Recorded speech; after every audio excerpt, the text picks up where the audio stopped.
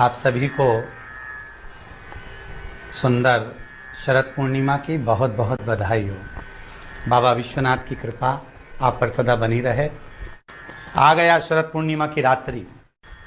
बड़े से बड़ी बीमारियां, बड़े से बड़े रोग, बड़े से बड़े बड़े कष्ट इस शरद पूर्णिमा की रात्रि को छूट जाते हैं। दमे की बीमारी, श्वास की बीमारी, अनिद्रा की बीमारी, रात्रि को जगना, ये सारी बीमारियां शरद पूर्णिमा की रात्रि को अगर व्यक्ति अपने जीवन को सुखमय बनाए, अपने जीवन को आनंदमय बनाए तो सब छूट सकता है।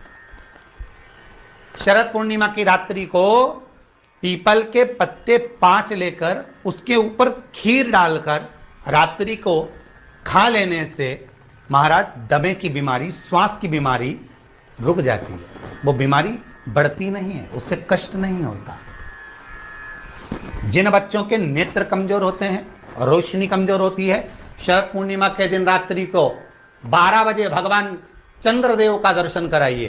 5 से 7 मिनट तक नयन मिलाएं चंद्रदेव के साथ और बाद में एक पीपल के पत्ते पर खीर जो चंद्र के नीचे रखी हुई है उसी खीर को चटा दीजिए। फिर चंद्र का दर्शन कराओ, फिर खीर को चटा दीजिए। महाराज नयन की ज्योति बढ़ती है। नींद नहीं आती तो निंद्रा देवी प्रवेश करती है, निंद्रा अच्छी आती है, आनंदित होता है।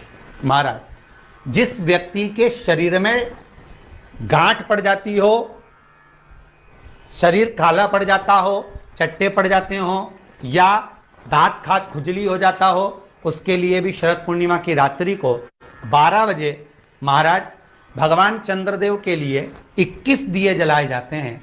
उस 21 दिए की कालोच एक थाली में इकट्ठी करी जाती है। कालोच को इकट्ठी कर कर शरीर में गाय के घी के साथ में जहां जहां जगह पर चट्टे हैं, गांठ है, वहां लगाया जाता है। उसको 5 या 7 दिन लगाइए। उसके बाद में रोज प्रतिदिन लगाने के आधे घंटे बाद स्नान कर लीजिए, आराम लगना प्रारंभ हो जाता है। महाराज आज शरद पूर्णिमा की रात्रि से लेकर कार्तिक पूर्णिमा की रात्रि के बीच में जो दामोदर भगवान का, कृष्ण का, शिव का मंगल आनंद करेगा, अभिषेक करेगा, पूजन करेगा, स्मरण करेगा, उसके सारे दुख दरिद्र दूर हो जाएंगे। रात्रि को आप बड़े प्रेम से खीर बनाओ, चंद्रदेव की साक्षी में रखो, भोग लगाओ भगवान श्री हरि को। बन सके अगर लक्ष्मी की कमी है, लक्ष्मी नहीं आ रही है, व्यापार नहीं चल रहा है, तकलीफ बहुत ज्यादा है, घर में कष्ट है, कर्जा ज्यादा है, तो एक तांबे के कलश के ऊपर, तांबे के कलश में पानी भरना, कटोरी रखना, उस पर लक्ष्मी जी की मूर्ति रखना। लक्ष्मी जी की मूर्ति नहीं हो तो चांदी का सिक्का रखना। उसके सम्मुख में आप 31 दीपक घी के लंबी बाती के जला देना। महाराज एक एक कमल गट्टा उस 31 दिए के अंदर डाल देना और लक्ष्मी जी का पूजन करना, लक्ष्मी जी का स्मरण करना, खीर का भोग लगाना, पान के पत्ते पर खीर रखना, 5 पत्ते पर खीर का भोग लगाना और माता लक्ष्मी से विनती करना। सुबेरे 4 बजे तक वो रखे रहने देना, सुबह 4 बजे वो उठाना, लक्ष्मी को वापिस तिजोरी में या सिक्का हो तो उसको अलमारी में रख देना। जो खीर बनी है वो प्रसाद के रूप में सुबह 8 बजे, 10 बजे, 9 बजे जब खाना हो प्रेम से पाना। माता जो दिए लगाए हैं वो ठंडे हो गए होंगे, उनको रखे रहने देना, बाद में काम आते रहेंगे, या दिए विसर्जन करना हो तो आपकी मर्जी है। पर वो मट्टी के दिए लगेंगे, आटे के दिए नहीं लगेंगे, मट्टी के दीप लगाना है आपको। 31 घी के दिए लगाना है। लक्ष्मी जी का पूजन करो, कंकु, चावल, हल्दी, मोली से, सब तरह से। शरद पूर्णिमा की रात्रि को सुख मिलेगा, आनंद मिलेगा, लक्ष्मी की वृद्धि होगी, कार्य सिद्धि होगी। दूसरा क्रम, अगर कार्तिक पूर्णिमा हो, शरद पूर्णिमा हो, ये दोनों पूर्णिमा पर शरद पूर्णिमा के दिन आप शाम को प्रदोष काल के समय 4:30 बजे से 6 बजे के बीच में 1 लोटा पानी, उसमें 5 बेलपत्र रखकर, एक कमलगट्टा डालकर भगवान चंद्रेश्वर महादेव के नाम से भगवान शंकर को चढ़ा दीजिए। आपकी जो कामना हो वो कामना कर कर चढ़ाएं, विनती करें चंद्रेश्वर महादेव को और निवेदन करें कि हमारा ये कार्य सफल हो। केवल शरद पूर्णिमा के दिन चढ़ाइए, कार्तिक पूर्णिमा तक क्या फल मिलता है हमको जरूर बताइए। भी शरद पूर्णिमा की रात्रि को और कार्तिक पूर्णिमा की रात्रि को गर्भवती नारी अपनी नाभि पर यदि चंद्र की दृष्टि पड़वा लेती है तो बच्चा विकलांग पैदा नहीं होता है। गर्भ से जो बालक होगा श्रेष्ठ होगा, विद्वान होगा, चतुर होगा, पढ़ने में होशियार होगा, क्योंकि ये चंद्र की किरणें जब समुद्र में उछाल ला सकती हैं तो आपके जीवन में भी तरक्की ला सकती है, उछाल ला सकती है। शरद पूर्णिमा से कार्तिक पूर्णिमा के बीच में प्रयास करना।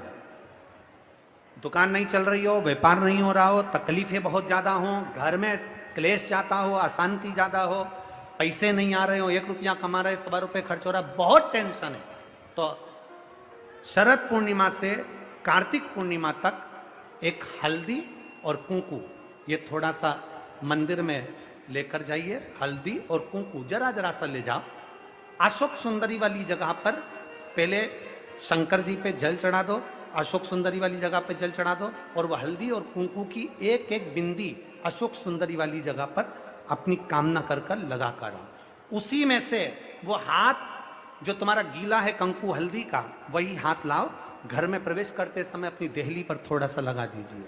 शरद पूर्णिमा से कार्तिक पूर्णिमा तक कर कर देखो, उसके बाद में फिर बताना कि मेरा देव अधिदेव महादेव ने तुम्हारी झोली भरी कि ना भरी। कहानी दिखे कहीं किसी को पास कहानी दिखे, रहते हैं, उसके लिए भी शरद पूर्णिमा के दिन तुलसी की जो डंडी होती है, बेलपत्र की जो ये डंडी है, ऐसे ही तुलसी का जो पत्ता होता है, उस पत्ते की जो डंडी होती है, उस डंडी को चंद्रमा को देखा जाता है, उस डंडी की जो कोर होती है, उस कोर को दृष्टि से मिलाया जाता है। शरद पूर्णिमा की रात्रि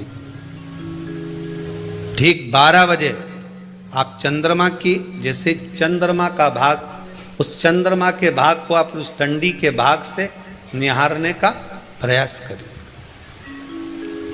हमारा घर में आइए, घी का दिया लगाइए, उस घी के दीप को लगाने के बाद पूर्णिमा के दिन उस पर एक प्लेट थोड़ी तिरछी कर कर रख दो, जिससे उसकी कालोच, काई की, उस दीप की, घी के दीप की कालोच उस प्लेट पर आ जाए। थोड़ी सी कालोच ले लीजिए, 5-10 मिनट में आ जाएगी। उसको गाय के घी में मिलाकर आंखों में सुरमा लगाकर रात्रि को सो जाइए। 3 दिन बाद आप महसूस करेंगे कि नेत्र की ज्योति बढ़ना प्रारंभ हो रही है। पूर्णिमा का जो चंद्र है वो विशाल का है, और उस चंद्र की पूर्णता में हमारी अभिलाषाएं भी पूर्ण हो। अब पूर्णिमा के व्रत में आपने कई बार किताब पढ़ी होगी पूर्णिमा की, या आपने व्रत किया होगा, या पूर्णिमा का व्रत आप धारण करे होगे, तो उसमें पूजन कौन से भगवान की होती? पूर्णिमा के व्रत में केले के खंभ लगाकर पूर्णिमा का जो उद्यापन होता है, पूर्णिमा की जो पूजन होती है, उस पूजन में शंकर और पार्वती की पूजन की जाती है। शंकर और पार्वती का पूजन क्यों करा जाता है पूर्णिमा के व्रत में? क्योंकि शिव और माता पार्वती ही केवल एक ऐसे हैं जिन्होंने अपूर्ण लक्ष्मी को भी पूर्ण बना दिया था। किसको पूर्ण बनाया है? लक्ष्मी। शरद पूर्णिमा के दिन अगर आप शंकर भगवान को 1 लोटा पानी अगर शिव को समर्पित कर रहे हो, श्वेत पुष्प को रख कर शंकर जी के ऊपर सफेद फूल को चढ़ाकर अगर 1 लोटा जल भी, एक पात्र जल भी शंकर को समर्पित कर रहे हो, तो ये लक्ष्मी के लिए ही तो कर रहे हो। और कौन सी लक्ष्मी? पूर्ण लक्ष्मी।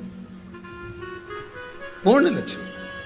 आपको पहले भी कथा में कहा, एक बार भगवान विष्णु के सामने लक्ष्मी मैया ने बहुत तेज स्वर में कह दिया था, नारायण, दुनिया के लोग आपका नाम जपते हैं, दुनिया के लोग नारायण नारायण कहते हैं, दुनिया के लोग आपका भजन करते हैं, पर सत्य मायने में कहूं ना तो मेरे बिना दुनिया के लोगों की नहीं चल सकती। शरीर में रोग है, बीमारी है, काया बेकार हो रही है, तो सीधी सीधी बात शिव महापुराण की कथा कहती है, सुंदर आनंद में श्रवण कर कर आप अपने जीवन को, ये पूर्णिमा शिव महापुराण की कथा कहती है, शरद पूर्णिमा आ रही है, कुछ नहीं करना, पीपल का एक पत्ता, उस पत्ते पर थोड़ा सा चावल,